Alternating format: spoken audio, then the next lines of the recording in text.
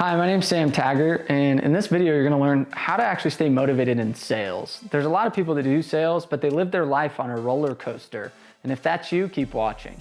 We have tons of other free videos on the links below. Just click the links. And also subscribe to the channel, because I promise you're gonna get a ton of value out of this. So let's dive in. You've all heard the Simon Sinek start with why.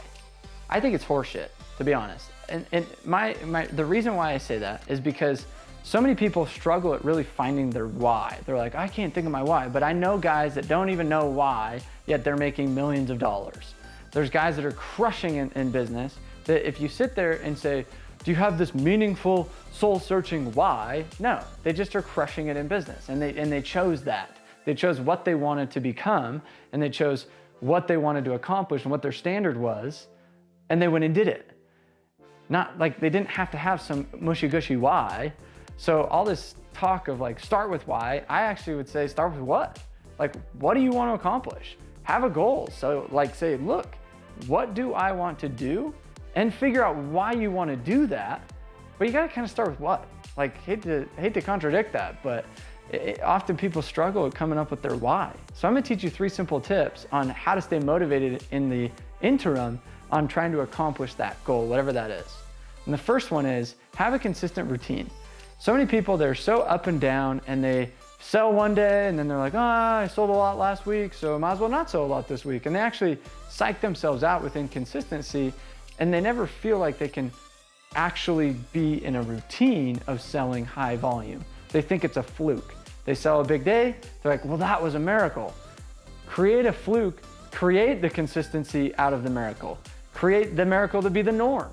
And so the more that you can actually do the same thing every day, and you can actually predict those results through your morning routines, through your ways of prospecting, through the ways that you're closing, through your sales process, the more you can actually have those miracle days every day. The second one, on that note, is if you have miracle days every day, I promise that's gonna keep you motivated, because now you're smashing it, which is leading me to the second one. So the second one is if you're smashing it, have a competitor to smash it against. Meaning, create a game out of this.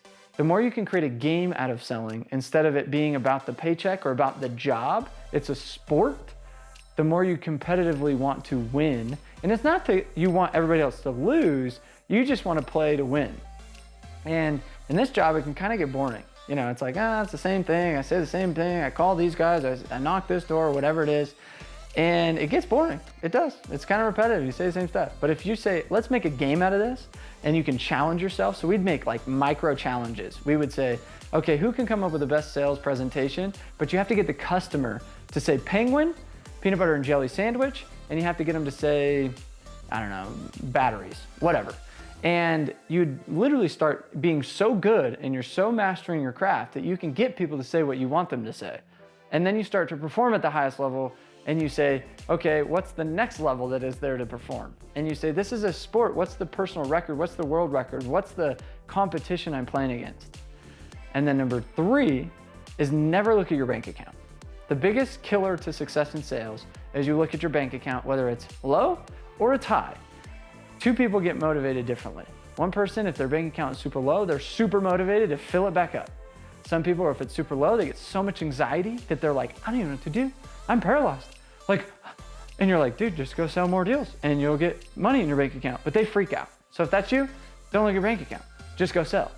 If you're looking at it the other way and it's too much money in it, more money than you've ever made in your life, because that's what happens when you sell a lot, is you're like, oh my gosh, I have so much money. And now you have what's called certainty. You have comfortability. You have a stable ground to land on, and therefore you let that diminish. You look at your bank account like, oh, no certainty, there's no money in the account. So then you go sell more, and you live a roller coaster of a life.